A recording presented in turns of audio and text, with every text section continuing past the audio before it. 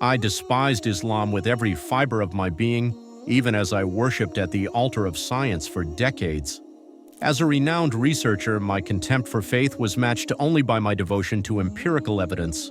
Until one day, 30 meters below the ocean's surface, I witnessed something impossible that would shatter my worldview forever and begin my unexpected journey from science's most devoted disciple to Allah's humble servant. My name is Dr. Keith Moore. For decades, I was known as a man of science, logical, methodical, and skeptical of anything I couldn't empirically prove. My life was dedicated to exploring the mysteries of the natural world through the lens of scientific inquiry. Faith, religion, spirituality, these were concepts I dismissed as crutches for those who couldn't face reality or comprehend the complexities of our universe. And Muslims, I'm ashamed to admit it now, but my disdain for them knew no bounds. I harbored an intense prejudice that clouded my judgment and humanity. My animosity toward Muslims wasn't something I kept hidden. It manifested in ways I now recognize as cruel and unjust. I remember the day a Muslim woman was hired to clean my house. She was diligent and respectful, quietly performing her duties without complaint. One afternoon, I walked into a spare room and found her praying on a small mat she had brought with her. The sight ignited something ugly within me. "How dare you bring your religion into my house?" I shouted, my voice trembling with rage. I accused her of neglecting her duties, of trying to convert my household. In my blind anger, I even accused her of theft, a complete fabrication, and promptly dismissed her. Not content with simply firing her, I spread malicious rumors about her throughout the neighborhood, ensuring no one would employ her again. The thought of the hardship I caused her and her family now fills me with profound shame, but at the time I felt justified in my cruelty. My professional life stood in stark contrast to these personal failings. I was respected in scientific circles, known for my rigorous methodology and groundbreaking research. My colleagues valued my insights, and my papers were published in prestigious journals. Science was my religion, and the laboratory my temple. I remember a particular discussion with 7 colleagues, each from different backgrounds and belief systems. Our conversation drifted from research to personal philosophies, and when asked about my views on God, I didn't hesitate to answer. "I believe in science, not God," I declared confidently. "Science gives us answers, facts, and tangible results. It explains the universe with precision. How can anyone accept something we cannot see or prove?" Some nodded in agreement while others looked uncomfortable. I continued, warming to my subject. "Yes, I identify as a Christian, but I see Jesus more as a teacher than a divine figure. Religion is an outdated concept, a way for people to cope with what they cannot explain. Science, on the other hand, has given us tools to explore, discover, and understand the unknown. My eloquence and logical reasoning made me a commanding figure in any discussion. Little did I know that this particular conversation would plant a seed within me, a seed that would grow into the very thing I had dismissed so categorically. My research often took me to diverse environments, from dense rainforests to ocean depths. On one particular expedition to the Gulf of Mexico, I encountered something that would shake the foundations of my scientific certainty. While studying underwater currents, we discovered what appeared to be a distinct river flowing beneath the ocean surface. The water had a different color and density, flowing independently without mixing with the surrounding seawater. It was a fascinating phenomenon from a scientific perspective, but what happened next caught me completely off guard. One of my colleagues, a Muslim scientist, fell into prostration upon seeing this underwater river. "Allahu Akbar, Subhanallah!" he exclaimed, visibly moved by the sight. My temper flared instantly. "Why are you reacting like this?" I demanded. "What does your religion have to do with this phenomenon?" The scientist rose calmly and replied, "This discovery isn't new to me. It has already been described in the Holy Quran, revealed over 1,400 years ago.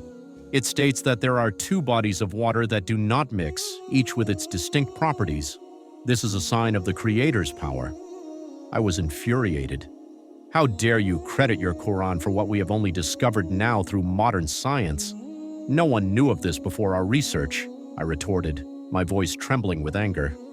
Unshaken, the Muslim scientist smiled and said, "You are free to believe what you will, Dr. Moore, but the Quran mentioned this long before the tools of science existed. You can read it yourself if you doubt my words." Witnessing the impossible. Despite my outward dismissal of his claims, curiosity gnawed at me. I joined the diving team to witness this phenomenon more closely. As I descended into the depths, the sight before me was undeniable, a distinct stream of water, different in color and texture, maintaining its boundaries despite being surrounded by the immense ocean. For a scientist like me, this was both fascinating and perplexing. I carefully observed and recorded every detail, ensuring there was no mistake in my observations. When I resurfaced, I was visibly astonished but refused to let my emotions show. The Muslim scientist, still moved by the scene, continued praising Allah. "Subhanallah! This is the miracle of our Creator!" he exclaimed. I couldn't contain my irritation. Miracle. How is this a miracle? This is just a natural phenomenon we've discovered through modern research. Your so-called creator has nothing to do with this, I said mockingly. The Muslim scientist, unfazed by my hostility, smiled calmly. "Dr. Moore, what you're seeing today was revealed in the Quran over 1,400 years ago. It describes how two bodies of water meet but do not mix, each retaining its own properties. This knowledge predates the tools of modern science you rely on." Though I dismissed his words publicly, I couldn't shake the growing curiosity within me. How could an ancient book describe something so precise? The question lingered in my mind, and while my scientific ego tried to resist, a small part of me felt compelled to investigate further. The embryology challenge. My next major research project focused on embryology, the study of how life forms and develops before birth. Fascinated by the intricate process of life's creation, I began by studying bird eggs and eventually moved on to human embryos, an area requiring deep precision and observation. I was determined to uncover groundbreaking discoveries and, more importantly, to discredit the claims of the Muslim scientist who had become a persistent challenge to my worldview. For months, I immersed myself in work, meticulously studying the stages of embryonic development and recording every detail with scientific rigor.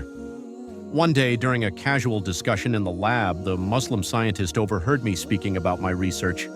Intrigued, he asked if I had come across anything unusual in my studies. In my typical dismissive tone, I replied, "Unusual? Science is about facts, not mysteries or miracles." The Muslim scientist smiled knowingly. "Have you studied the sequence in which the embryo forms? The bones, the flesh, in their stages?" I scoffed. "Of course, that's exactly what my research is uncovering. But why do you ask?" "Because the Holy Quran described this process over 1,400 years ago," he replied gently.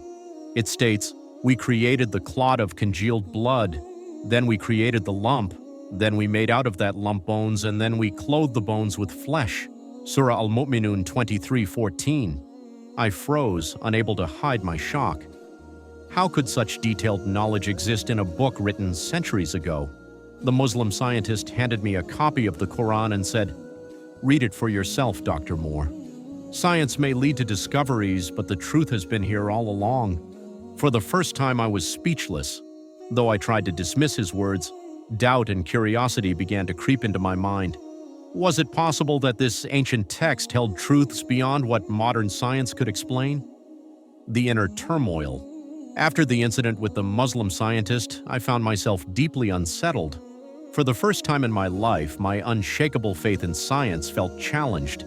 The idea that a centuries-old book could contain knowledge aligning with modern discoveries lingered in my mind.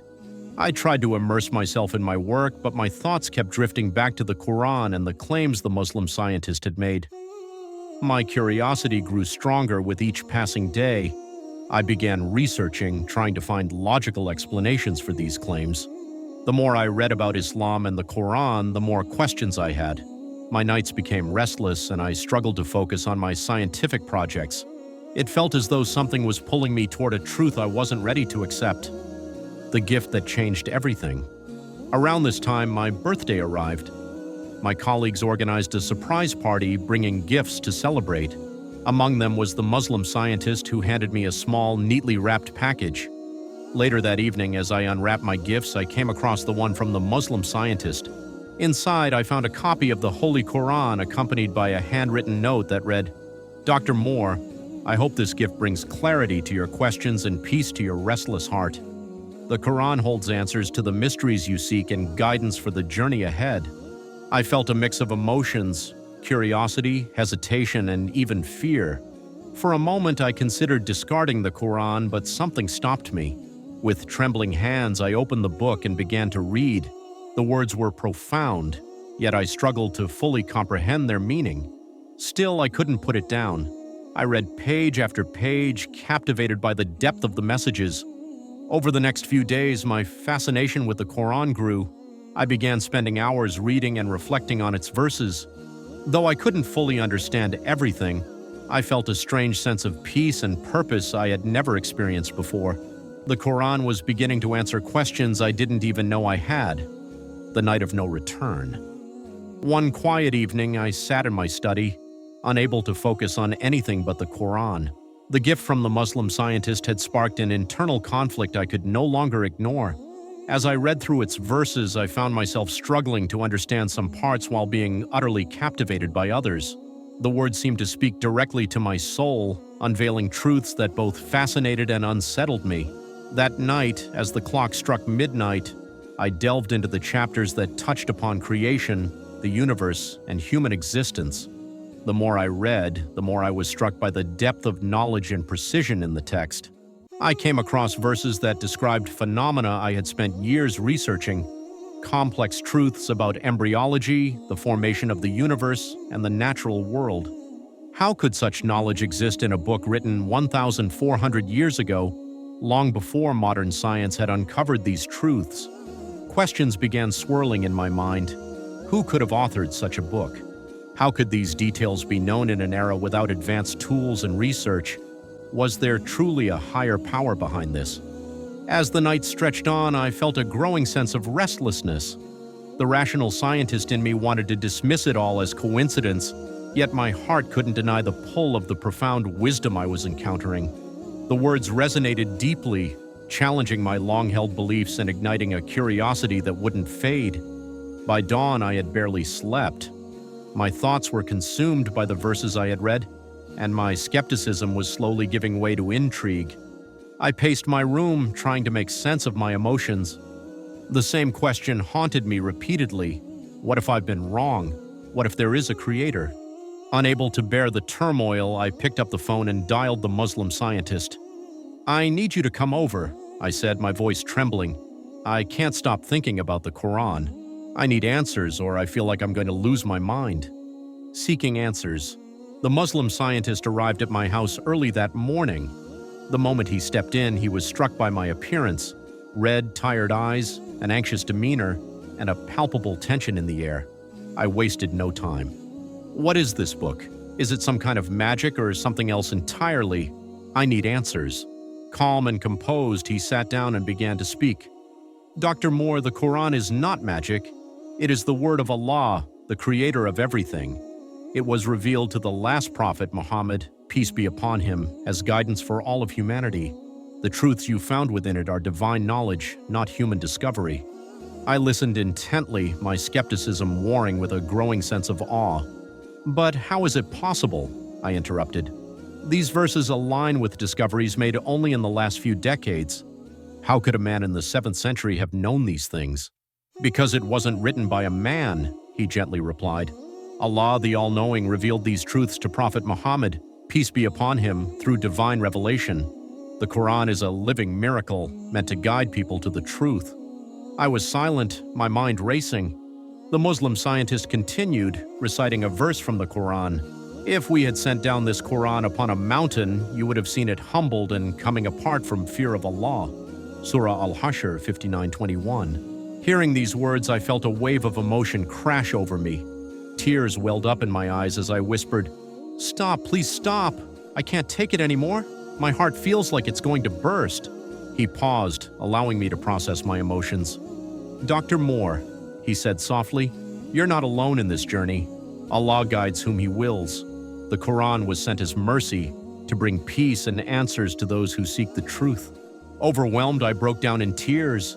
For the first time in my life, I, the staunch scientist who relied solely on reason and evidence, felt my heart opening to something greater than myself. My beliefs, my ego, and my doubts were all being stripped away, leaving me vulnerable yet strangely at peace. The transformation. I could no longer ignore the overwhelming truth I had encountered. My sleepless nights spent reading the Quran, the profound revelations I couldn't explain, and the emotional turmoil within me all pointed to one conclusion. The man who had spent a lifetime relying on science and reason now found himself at a crossroads, one where faith was no longer just an abstract concept but a living reality I couldn't deny. I called the Muslim scientist again and said, "I need to understand more. I need to know about Islam fully."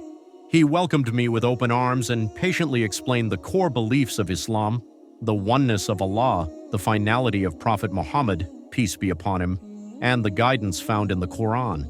He spoke about the purpose of life, the accountability of the hereafter, and the balance between faith and reason that Islam encourages. I listened intently. My heart felt lighter with each word. The lingering doubts that had once consumed me were now fading, replaced by a sense of clarity and peace I had never experienced. After days of reflection, I finally made my decision. Standing before a small gathering with the Muslim scientist by my side, I declared the Shahada. I bear witness that there is no God but Allah, and I bear witness that Muhammad is his servant and messenger.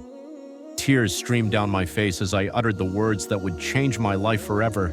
The weight of years of arrogance and prejudice lifted from my shoulders, replaced by the light of faith and the warmth of belonging to something greater than myself, a new purpose. News of my conversion spread quickly, shocking many who had known me as a man of logic and reason.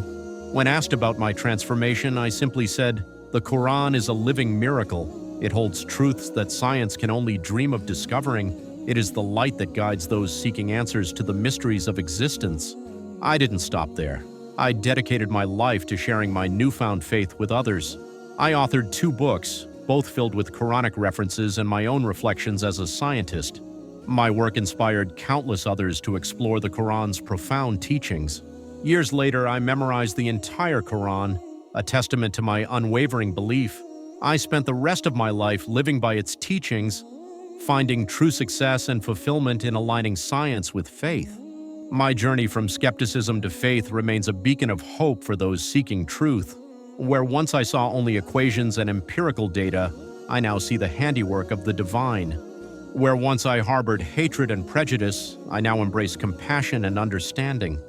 I, Dr. Keith Moore, once a staunch denier of faith, now stand before you as living proof that the heart can change, that truth can penetrate even the most hardened skepticism, and that the light of guidance can find its way to anyone whom Allah wills.